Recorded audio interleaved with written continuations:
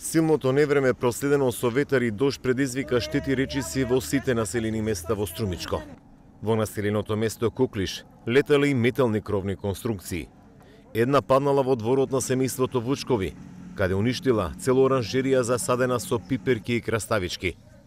Беше страшно, објаснува Миле, кој чекаше да дојде механизација да ја отстрани металната кровна конструкција тешка над 1 тон. Това беше катастрофа снощи. Страшна работа. Това колече тук вртше, крово. Това беше страшно, така го вртше отгоре. Го дръж. И не една справа. Оранжерията ми ощетена 100 на 100. Оранжерията.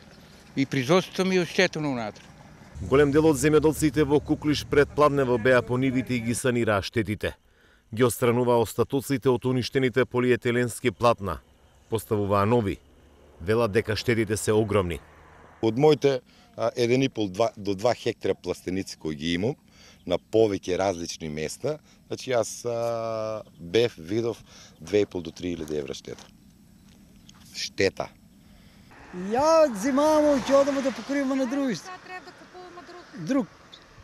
И што да направам? Кој ќе плати? Со свино. Дидите на лице место да видите, кажете вас заплакане.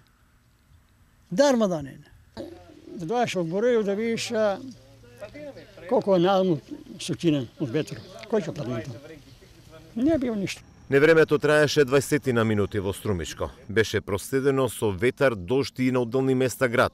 Во Куклиш беа уништени бандери за електрична инсталација, заради што дел од селото предпладнево немаше ниту електрична енергија. Силното невреме кој што го зафати Струмичкиот регион предизвика штети во електродистрибутивната мрежа.